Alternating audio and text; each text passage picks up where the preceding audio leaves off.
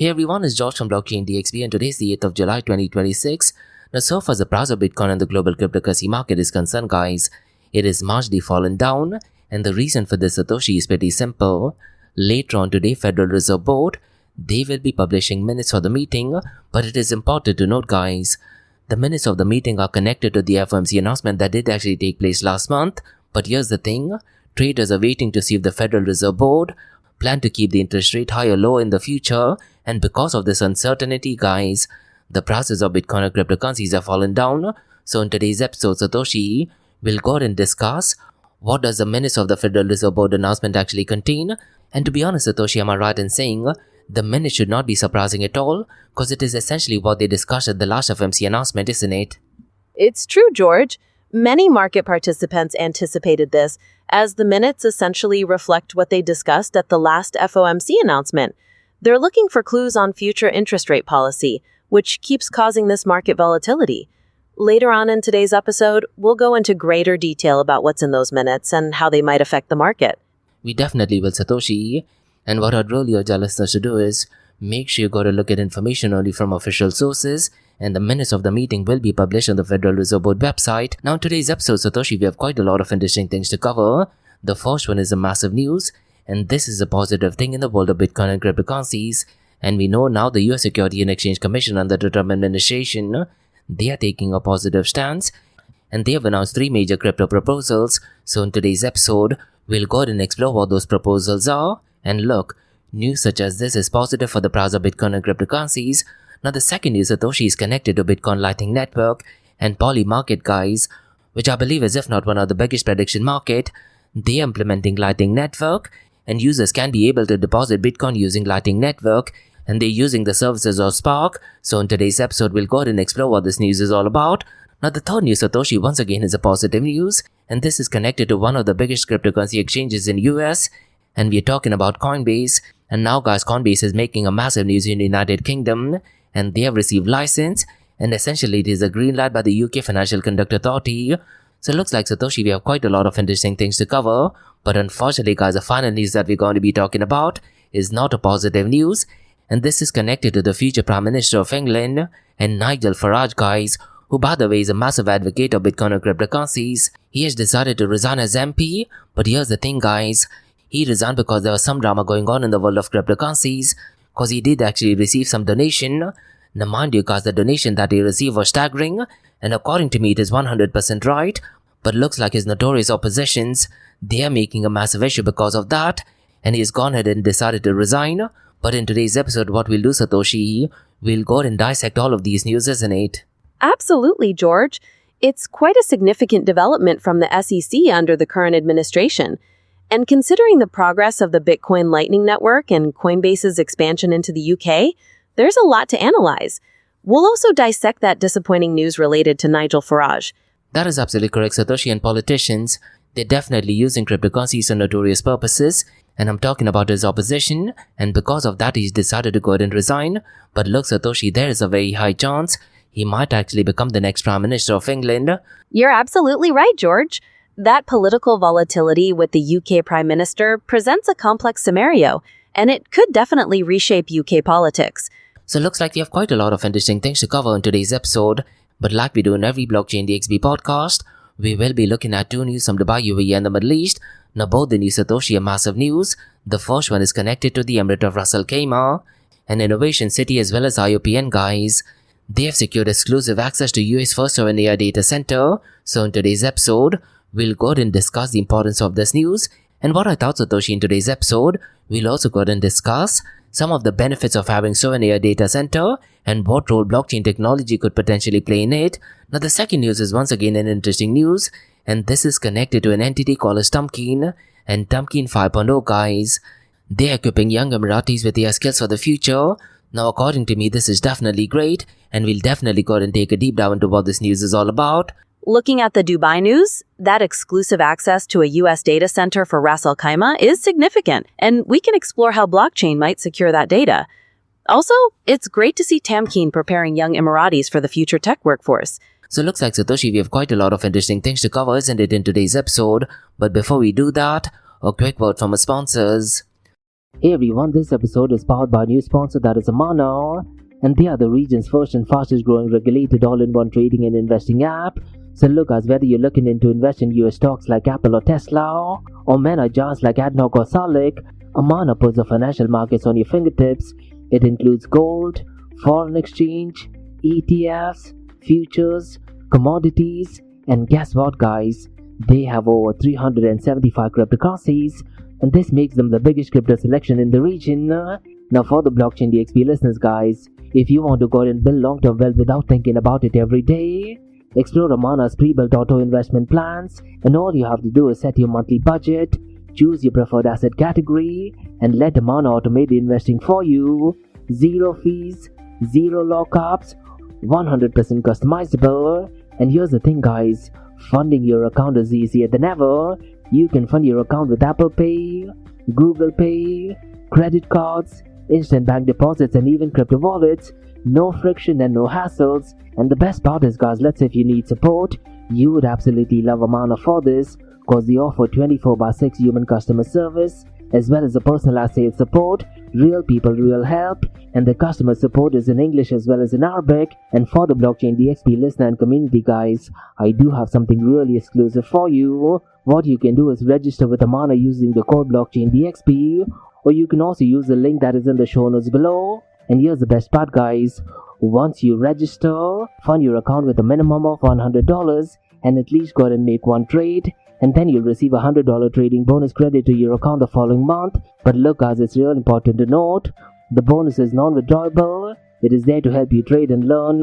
So look guys, if you're looking for a transparent, powerful and easy to use app, that's Amana for you. So what are you waiting for guys? Download the app now, or you can also visit the website that is amana.app, and don't forget to use the code Blockchain DXB. And Amana guys is all markets one app. Next guys, I'm happy to announce that Blockchain DXB is the official media partner with one of the OGs in the cryptocurrency and blockchain event space, and that is Blockchain Futuristic Conference taking place in Florida this year, as well as ETH Women taking place simultaneously. And trust me guys, this is an event that you don't want to miss, isn't it? Because for the very first time, North America's most immersive Web3 event is heading to the United States of America, and the Blockchain Futurist Conference and ETH Women event is actually taking place between the 5th and 6th of November. And the location is absolutely stunning guys. It is taking place at Guitar Hotel at Hard Rock, which is in Hollywood, Florida. That's right guys, palm trees, panels, and the biggest mind in blockchain and cryptocurrency is all in one place. So there will be multi-stage panels, NFT galleries, DeFi showcases, hand-on tech demos, metaverse experiences, even outdoor VIP cabanas, and quite a lot more. And the Guitar Hotel at Hard Rock guys is one of the most iconic venues in the country. So look guys, if you're in the Web3 space, cryptocurrency, Bitcoin, or even artificial intelligence space, or just want to do some serious networking, this is the place that you got to be. And to all of you Blockchain DXB listeners guys, we have something really interesting for you, because you can get a 25% off the tickets. So just use the code DXB25, and the link to the event as well as the code is in the show notes below. And as an official media partner, I'll be doing exclusive live coverage, interviews, behind the scenes access, and I will be spotlighting some of the most exciting projects shaping the future of decentralized finance tech. So if you're at the venue guys, definitely come and say hi. Maybe we can catch up for a coffee as well. So listen guys, the code is DXB25, and by using this code you will be eligible for a 25% discount. And the event is taking place between the 5th and 6th of November 2025 at the iconic Guitar Hotel at Hard Rock, that is in Hollywood, Florida. And in the show notes below guys, there's all contact details for Blockchain Futuristic Conference Florida 2025, as well as ETH Women. And look guys, this is the future of blockchain technology brought into life, so don't just read about it, be there and head to the website that is futuristconference.com, and go ahead and use the code DXB25. So see you at the event. Next, Advanced Media. Advanced Media guys is the largest distributor of professional video, photo, broadcast and cinematic equipment and accessories in the Middle East and MENA region. With over 2 decades of experience, Advanced Media is now the largest distributor in the Middle East, representing more than 100 recognizable brands, including brands such as Zeiss, DJI, Hasselblad, Red and Rode. As a matter of fact guys, the very mic that I'm recording is being sponsored by Advanced Media as well, and Advanced Media has showrooms in Saudi Arabia and services as well. Looks like they're definitely taking the Middle East by storm, And here's the beautiful thing, guys. They're taking corporate social responsibility very seriously, and they're focusing on 3 Ps, that is people, planet, and prosperity. Now listen, guys, if you do want to find out more information regarding the statement of corporate social responsibility, check out the website, that is www.amt.tv. And here's the beautiful thing, guys. They also want to be a leader and set an example and reputation as a pioneer and member of the community. And in doing so, guys, they also have an AMT scholarship with SAE Institute in Dubai, UAE. So definitely check it out. And also, guys, Advanced Media is committed to persistently developing, organizing, and hosting training workshops, seminars, and community events that educate, inform, and familiarize consumers with new equipment and the latest technological advances. So listen, guys, do one thing. If you do want to support this channel, go to the website, that is www.amt.tv, and follow the social media channels as well. All of the details are in the show notes below. Next, Startup OI is global one-tech platform for tech. It offers global high-paying tech jobs with flexibility in working time and location, global free tech events, and tech networks to connect with global like-minded engineers. A brilliant platform to listen to the tech experts in Metaverse and to grab their insights. Now listen, all you have to do is download the app Startup OI. If you're using an Android version, go to Google Store and App Store for iOS devices. Alternatively, you can also click on the show notes below to download Startup OI. Next, guys, listen, if you're into fitness, if you're into adventure, if you want to do something wild but still want to keep your health in check, there is a new podcast in town, a podcast focusing on obstacle course race in the Middle East. The podcast is called the Race Pace Podcast. So check out the Race Pace Podcast across all leading platforms. And the Race Pace Podcast is a peer-to-peer community-driven podcast where they talk all about obstacle course race in the Middle East, from Sandstorm to Spartan Race, from Tough Mudder to Desert Warrior Challenge, and also the Government Gulf Games, and quite a lot more. The podcast has interviews with athletes locally and internationally to get inside scoop on how athletes prepare for obstacle course race. In the podcast, they also talk about interesting stories on why they are motivated to do obstacle course race.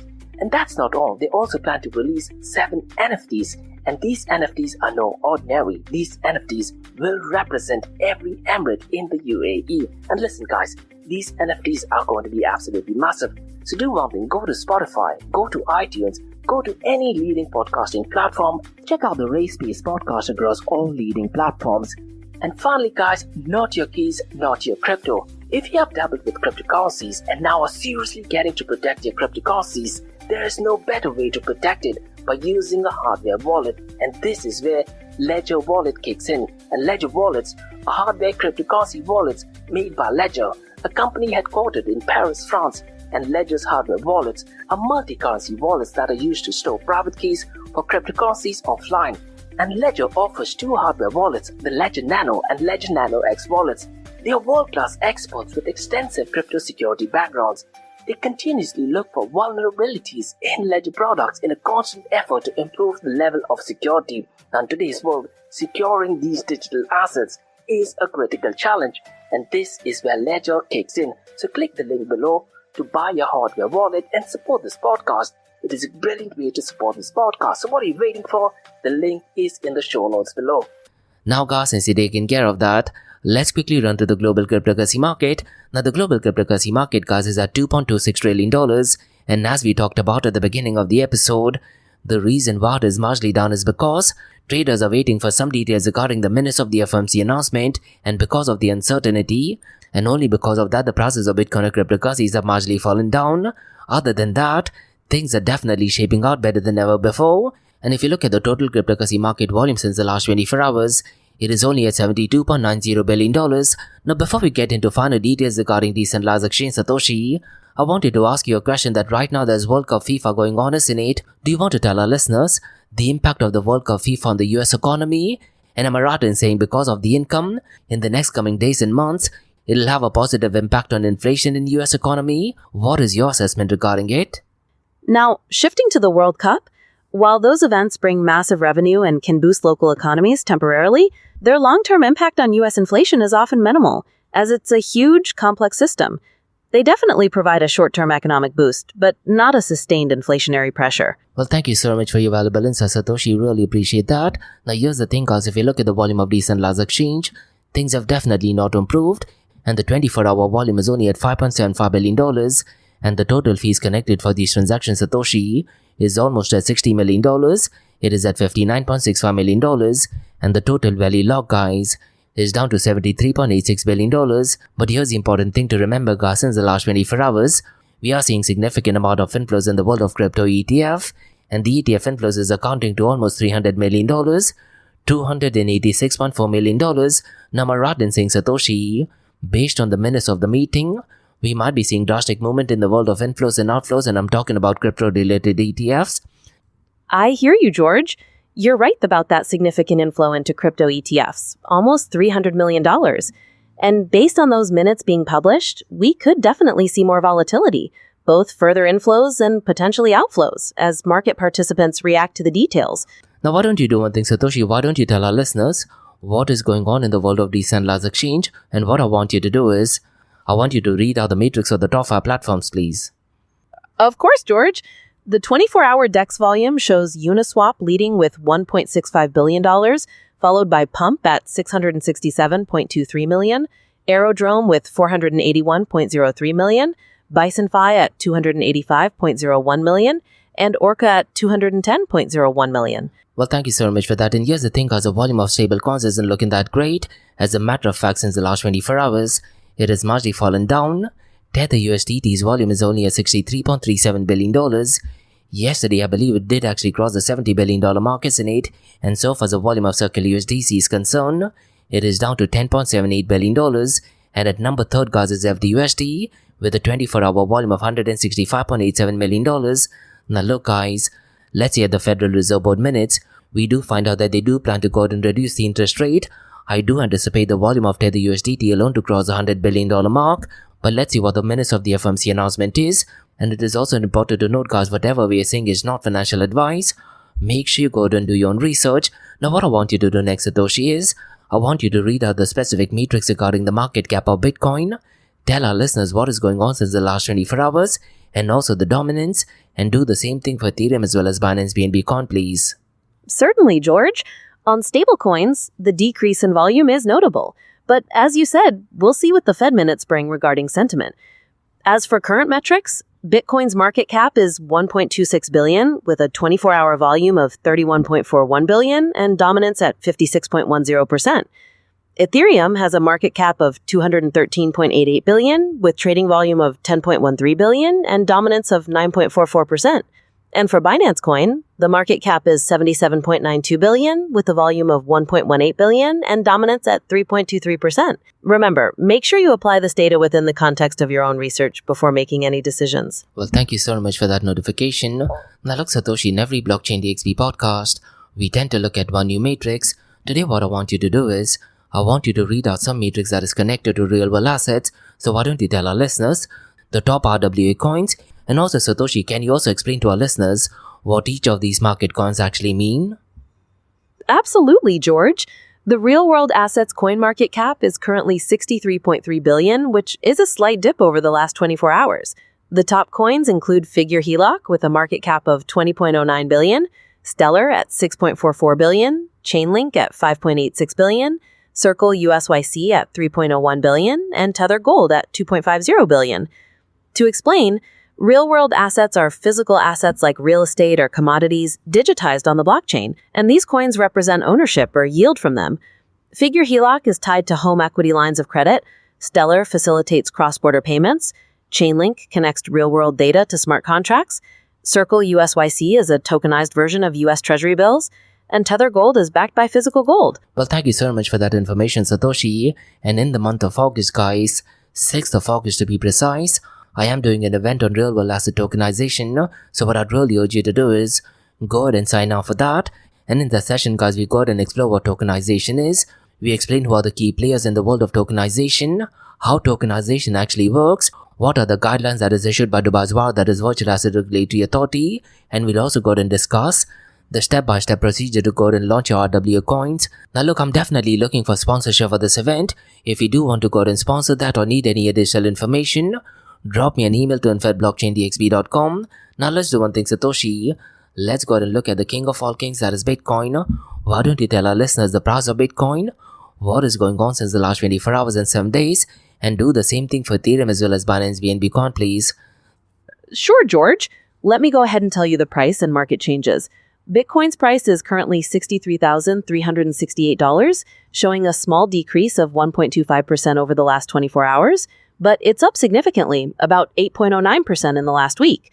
For Ethereum, the price is $1,770, having declined by 2.10% since yesterday, yet it's also had a very strong week, rising by 12.86%. Finally, Binance Coin is at $578, seeing a minor dip of 1.78% in the last 24 hours, but it's also gained over 6% in the last week. It's interesting to see how these different price movements play out across the weekly time frame. It definitely is, Satoshi, and here's the thing, guys. If you look at the Fear and Greed Index, right now it is at fear and the number associated is 28, but I'm pretty much sure based on the Federal Reserve Board minutes, the Fear and Greed Index could drastically change. Now, one of the reasons why the Federal Reserve Board minutes is important is because, guys, the minutes actually talk about what the officials said about the economy, and it gives a broader outlook on inflation. And am I right in saying, Satoshi, the minutes of the FOMC announcement will actually tell us how they see jobs and economic growth, and whether they think interest rates should be raised, lowered, or left unchanged. And more importantly, Satoshi, the minutes also tells us whether Federal Reserve Board members agreed or had different opinions, isn't it? That's exactly right, George. They provide a detailed look at the different perspectives within the committee, highlighting whether there was consensus or debate about things like inflation, employment trends, and the potential path for interest rates. It's key information for understanding their future policy decisions.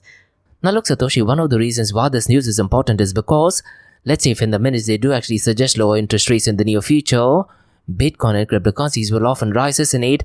But at the same time, if the reports do actually suggest that the Federal Reserve Board are actually planning to keep the interest rate the same or probably increasing it, Bitcoin and cryptocurrencies could actually fall down, isn't it? That's right, George. The market tends to react strongly to any signal of future interest rate changes. Expectations of lower rates can often drive optimism and investment into risk assets like Bitcoin, while indicators of stable or higher rates can have the opposite effect. It hinges on how the market interprets those minutes. Now regarding the minutes, guys, it is important to note that the minutes will not be containing any new decision as such. They are simply a detailed written record of the last Federal Reserve Board meeting where the interest rate were kept at 3.50% to 3.75%. But here's the thing, guys. Investors do want to find out more information regarding it. But in the minutes, Satoshi, investors will find out what Federal Reserve Board members were thinking behind the scenes and whether more members wanted to raise or cut the interest rate. And because of that, and only because of that, since the last 24 hours, the prices of Bitcoin and cryptocurrencies have marginally fallen down. So essentially, guys, look, the minutes of the FOMC announcement can sometimes reveal a more hawkish or a more dovish term than short-term statement released on the day of the meeting. And that is precisely the reason why the price of Bitcoin and cryptocurrencies are marginally volatile. You're right about the minutes, George. They'll clarify the discussions and any differing stances within the committee, showing whether they were leaning towards lower or stable rates, and the market will adjust based on that. Now let's do one thing, Satoshi. Let's go ahead and discuss the next news. And this news, guys, is just developing. And according to me, look, this is another great news by the Trump administration. And the news, guys, is that the US Securities and Exchange Commission, they have added 3 major crypto-related proposals in 2026 regulatory agenda.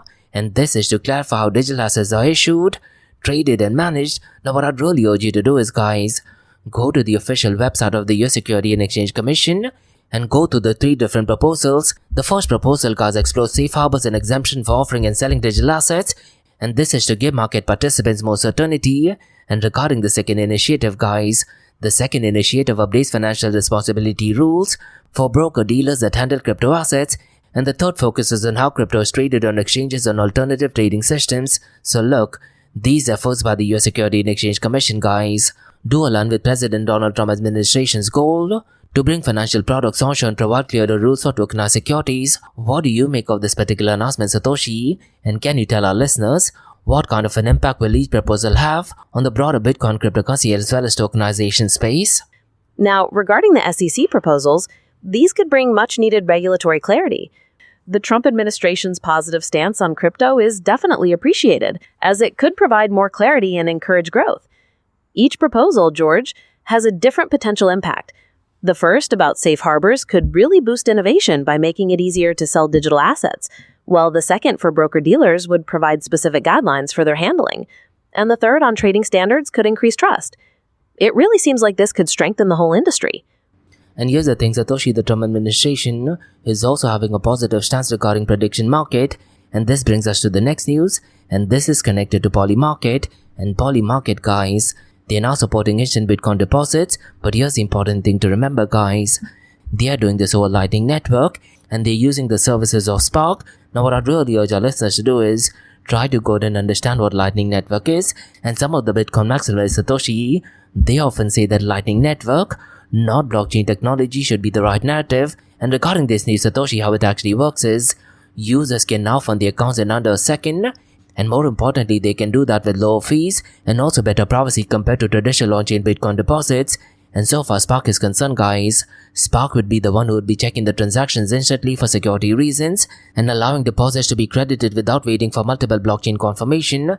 And here's the thing, guys, the system also keeps deposits self-custodial, and that actually means that users like you and me can actually stay in control of the Bitcoin while at the same time making it faster and easier to trade in Polymarket. Now look, Satoshi, after a very long time, I do feel that this is the perfect use case of using Lightning Network, because when you talk about Polymarket, the transaction amount is relatively low, isn't it? So what do you make of this move of Polymarket implementing Lightning Network and they utilizing the services of Spark? It's interesting, George.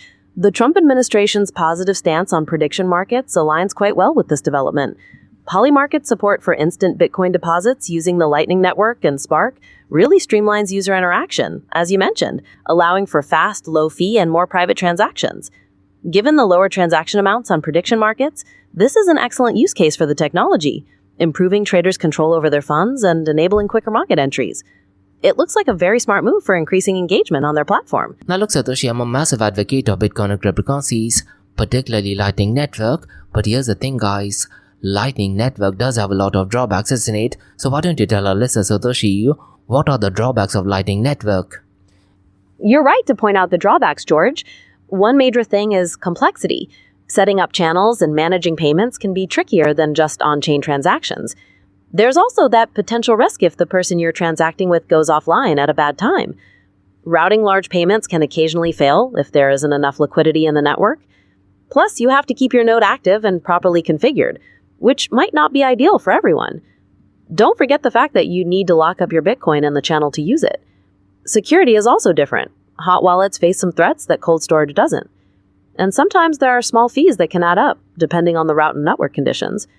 It's really about balancing the speed and cost benefits against these potential trade-offs. Now, can you think of anything else besides Lightning Network, Satoshi, that can be implemented not necessarily on Bitcoin as such, maybe on other cryptocurrencies, that are as efficient if not better than Lightning Network, keeping in mind speed, cost, as well as quality of the transaction?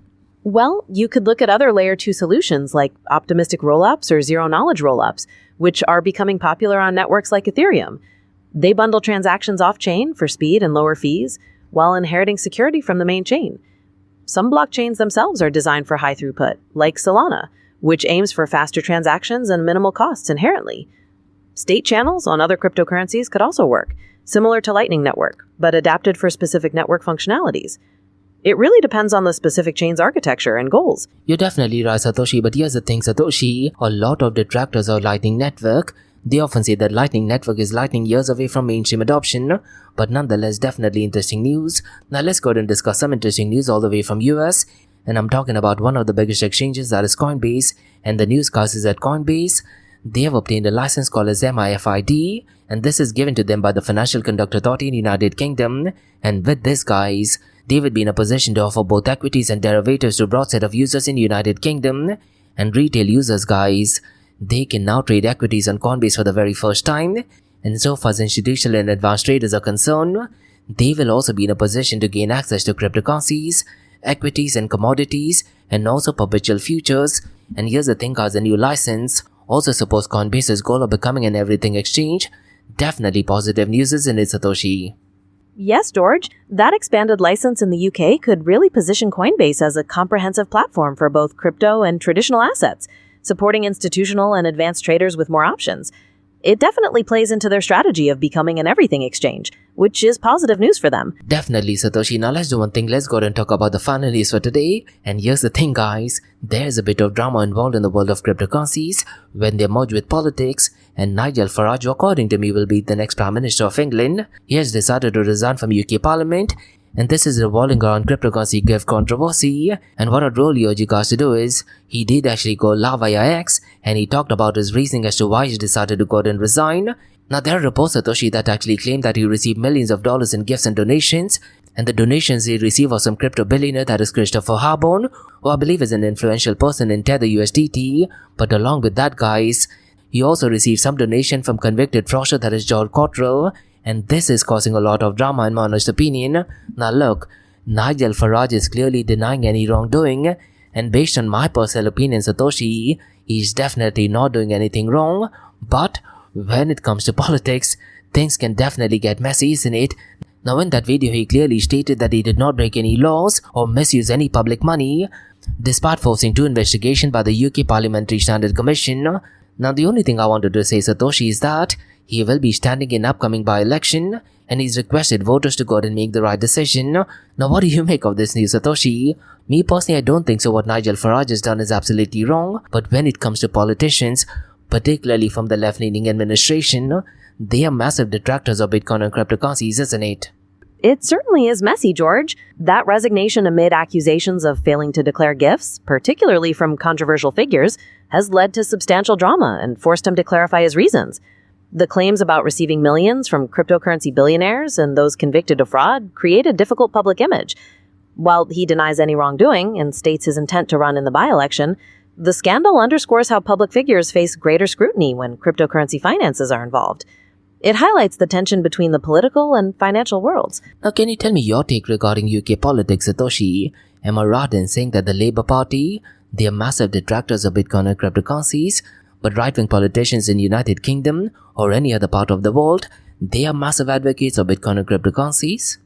Generalizing across entire parties can be tricky, but you often see a trend where right-wing politicians tend to be more receptive to cryptocurrencies, viewing them as innovative, free market tools. On the other hand, left-leaning parties might focus more on consumer protection and regulation, which can sometimes be perceived as restrictive. However, positions can really differ based on the specific individuals and local context in both groups. What's your experience been? My experience, particularly in the United States of America, is that Democrats are massive detractors of Bitcoin and cryptocurrencies. Now you talked about that they focus on consumer protection and regulation. I think it is different, Satoshi. I very strongly feel that they want more control over people's spending. And look, Democrats and left-leaning ideologies, they're massive fans of central bank digital currency. And by the name itself, it says central bank. That means there is a centralized entity involved that focuses on consumer protection and regulation. Now this is what my honest opinion is, Satoshi. And look, we now have the Trump administration who are massive fans of Bitcoin and cryptocurrencies, and rather than opposing it, they are taking proactive steps where individual users can focus on self-sovereignty, isn't it? And also Nigel Farage, am I right in saying he's more right-leaning, and he wants individuals to have more control over the finances, particularly Bitcoin and cryptocurrencies as well, isn't it? You make an interesting point, George, about the motivation behind democratic approaches to regulation, suggesting a desire for greater control over finances, which aligns with their common preference for central bank digital currencies. It represents a more centralized philosophy. And you're right, the Trump administration and individuals like Farage tend to favor a more free market, self-sovereign approach to crypto, preferring less government involvement. Those philosophical differences really do seem to divide the political landscape on this issue. Definitely does, Satoshi, and I do have another project called as Bitcoin DXB, and that is catered to politicians, high net worthy individuals, governments, lawyers as well as educational institutes. And regarding politicians, Satoshi, I got and discuss what role politics and politicians from either sides of politics can actually play in Bitcoin and cryptocurrencies. So what I'd really urge our listeners to do is go ahead and check out my other platform, that is bitcoindxb.org. So these were some macro level newscasts in the Bitcoin blockchain cryptocurrency world. Now let's go ahead and look at 2 news from Dubai, UAE and the Middle East. And the first news, guys, is an interesting news, and this is connected to Innovation City, which by the way is from the Emirate of Ras Al Khaimah. And the news, guys, is that Siada and Innovation City, they have secured exclusive access to UK's first open AI data center. And the AI data center, guys, is already live and operating in Innovation City, Ras Al Khaimah. And the facility, guys, is the UAE's first deployment of sovereign AI computing infrastructure. and most of AI data centers are planned across United Arab Emirates and also the wider region. And to get into specifics, NVIDIA B200 GPUs, which are sold out globally until 2027, are already running at the facility, and every year workload guys is processed inside the United Arab Emirates, and this is done on UAE-based infrastructure. And it is important to note guys, all data remains under UAE jurisdiction, thereby improving data security and compliance. And AI startups and businesses in Innovation City guys are now in a position to access powerful AI computing by the hour, and companies can also reserve long-term AI computing capacity for larger projects, and businesses, they can deploy fully managed private AI environment with isolated infrastructure. And so far Ciada is concerned guys, Ciada builds and operates the AI infrastructure while Innovation City provides a business ecosystem. And look, this partnership helps companies avoid AI chip shortages and also data residency challenges, and gaming, fintech and AI startups guys can develop and scale AI applications much faster. And Innovation City guys, they are saying it is building on AI-first ecosystem instead of traditional free zone. And so far as IOPN is concerned, they are saying that sovereign AI gives businesses and governments full control over the data and AI systems. And look, growing regional data regulations guys are now increasing demand for sovereign AI infrastructure, isn't it? And Innovation City in Ras Al Khaimah is aiming to become the leading hub for sovereign AI in Middle East. And look Satoshi, the project strengthens UAE's position as a global leader in AI infrastructure and digital innovation. Now what do you make of this news, Satoshi? I think it is definitely great, but what is your assessment regarding this news? It's a very significant move, George. Ciada and Innovation City securing exclusive access to the UAE's first sovereign AI data center right in Ras Al Khaimah effectively puts the country at the forefront of regional digital innovation. Using those NVIDIA B200 GPUs, which are impossible to get right now, means they're offering cutting-edge performance. Keeping all data within the UAE enhances security and regulatory compliance, which is a smart response to growing regulations. And letting startups access it by the hour lowers the barrier to entry. The fact that businesses can deploy private environments makes it scalable for larger projects, bypassing those chip shortages and data residency problems. It seems they're genuinely building an AI-first ecosystem, rather than just another free zone. Now why don't you do one thing, Satoshi? There's a lot of buzzword regarding sovereign AI data center. Do you want to explain to our listeners what is sovereign AI data center and how does it actually differ from a regular data center? Certainly, George. A sovereign AI data center is essentially focused on keeping data within a specific country's borders and under its legal jurisdiction. Compared to a regular data center, which might store data virtually anywhere, this emphasizes compliance with local laws, enhances security, and ensures critical information doesn't fall under foreign control, which is why it's becoming so important for businesses and governments with strict data rules. Now why don't you do one thing, Satoshi? Why don't you tell our listeners what role blockchain technology can actually play in this? But here's the thing guys, we are talking about permission blockchain, not necessarily open blockchain, isn't it? Because when you talk about open blockchain, it is not restricted to a geographical restriction, right? That's right, George. Using a permission blockchain in this context means you maintain control over who can join and access the data, fitting those strict data sovereignty requirements. The blockchain can provide an immutable, transparent record of how data is being used and who has accessed it, ensuring compliance without exposing everything publicly like an open blockchain would. Ultimately, it adds a layer of security and trust in knowing the data is being managed responsibly and according to local regulations. Now look Satoshi, I probably should have asked this earlier. Regarding sovereign AI data center, it is restricted to only a specific location, isn't it? But can you also highlight what are the drawbacks? Let's say if a foreign entity does decide to go and breach the security system, what are the negatives or drawbacks of such sovereign AI data centers as well?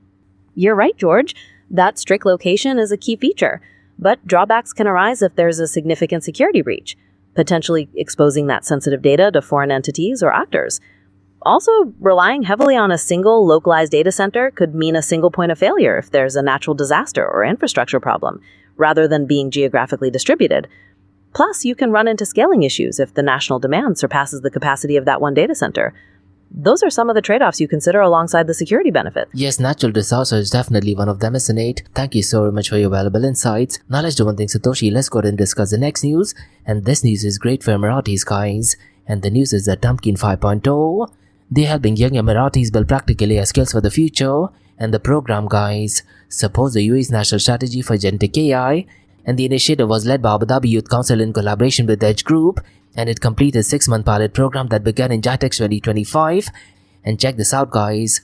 More than 700 Emirati youth joined the platform and had their skills assessed. And participants, they gain access to over 35-year training programs. and the training was delivered with support from 16 governments, private sector and academic partners, and more than 130 young Emiratis took part in the final Agentic AI hackathon, and teams developed 17 practical AI solutions that were focused on real-world national challenges, and the platform guys matched participants with learning paths, and several participants received career and employment opportunities through Edge Group and also Marburg Talent Group, and one winning project could also be explored by the Ministry of Interior to improve digital public safety services, and one of the leading telecommunication company, that is Do Guys, is also exploring collaboration with the winning AI projects called as Rahal. And apart from that, Inception, which is a G42 company, is also reviewing an AI solution that automates refund processing and detect frauds, and another winning project by the University of the Future Guys has also attracted interest from government accelerator teams. And there was also an hackathon project, and AI experts from leading UAE organizations judged the hackathon projects, and 95% of participants guys did actually say that the training matched the knowledge level, while 86% rated the program as excellent. Now look, Satoshi, Tamkeen 5.0 strengthens the United Arab Emirates' future AI workforce by turning AI education into real-world innovation and career opportunities, isn't it? According to me, this is definitely a fantastic and brilliant news. What is your assessment regarding this particular initiative, Satoshi? My assessment is that it's a fantastic initiative, George. Tamkeen 5.0 directly supports the UAE's goals for AI, and seeing so many Emirati youth engage with these programs and build skills is really positive. The collaboration between government, private sector, and academic partners is clearly effective, providing practical pathways to careers. When you see projects actually being explored by ministries and companies, it demonstrates its real-world impact and how it's strengthening the future AI workforce. It's turning education into tangible innovation. It definitely is. Now, if you were to give any advice or make any plans or amendments to the current program, what advice you'd like to give them? Or are there any specific areas you think they should be focusing more on? Looking ahead, they might consider expanding mentorship programs, connecting youth more directly with experienced AI professionals. Another angle could be increasing focus on the ethical side of AI and governance, preparing them for responsible development. They could also facilitate more cross-regional collaborations, letting participants work on projects with peers from different countries, broadening their perspective. Well, thank you so much for your valuable insights, Satoshi. Really appreciate that. So these were the newscasts on the Bitcoin, blockchain, cryptocurrency, and artificial intelligence world from Blockchain DXB. In case if you like listening to this podcast, please click on the follow button, give it a 5-star rating, and share the word across. Now let's do one thing, Satoshi. Let's go ahead and kickstart with the Ask Me Anything series, where listeners can ask any questions regarding Bitcoin, blockchain, beyond blockchain, cryptocurrencies, NFTs, DeFi, and Metaverse. So why don't we do one thing, Satoshi? Why don't we go ahead and kickstart with the Ask Me Anything series, alright? Sure, George. Let's go ahead and kickstart with the Ask Me Anything series. I'm curious to check what questions listeners have in store for us.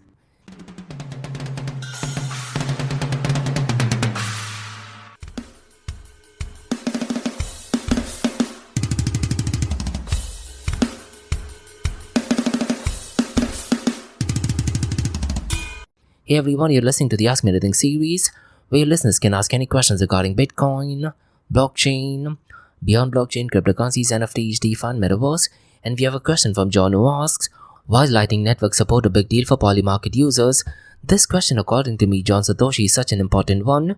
And when you talk about prediction market, right now there's so much of news circulating because of FIFA World Cup, US politics, many other sporting events. And am I right in saying, Satoshi, because the transaction volume is relatively less and people are using a lot of cryptocurrencies, Bitcoin using Lightning Network is an ideal fit. But at the same time, Satoshi, am I right in saying, me personally, I don't see people using Lightning Network as such, because when you talk about Bitcoin, they rather hodl it, isn't it? Especially when the prices are down right now, because in the near future, there is a very high chance that the price of Bitcoin and cryptocurrencies will be pumping up, isn't it? But that thing being said, look, when you talk about user experience, I do think that Polymarket users will be benefiting most by Lightning Network. What is your assessment, Satoshi, regarding this?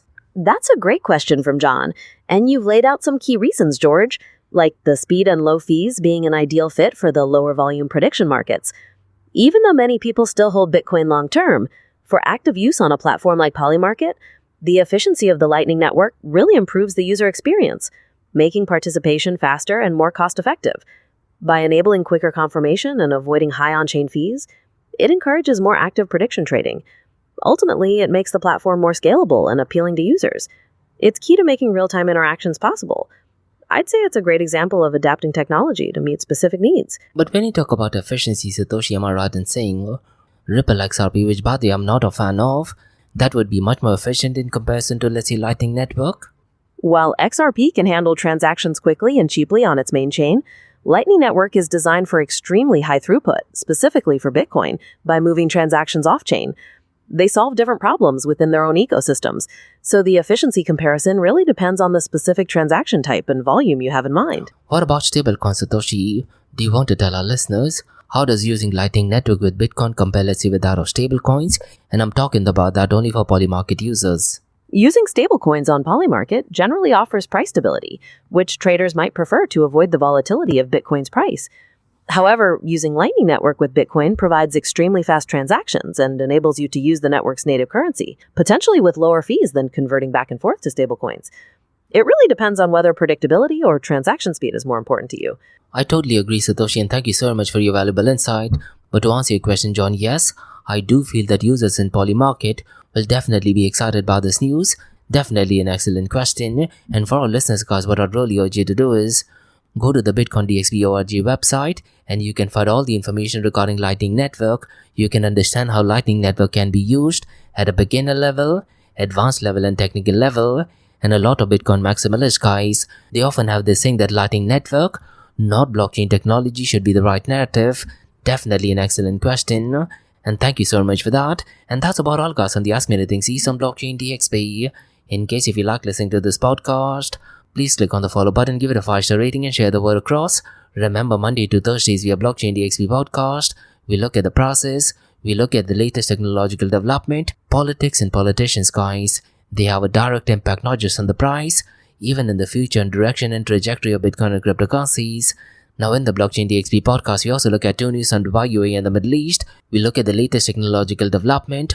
Artificial intelligence is definitely a hot topic in the Middle East. And what you're listening to right now is the Ask Me Anything series, where your listeners can ask any questions regarding Bitcoin, blockchain, beyond blockchain, cryptocurrencies, NFTs, DeFi, and Metaverse. So thanks so much for listening, guys, and have a nice and bye-bye.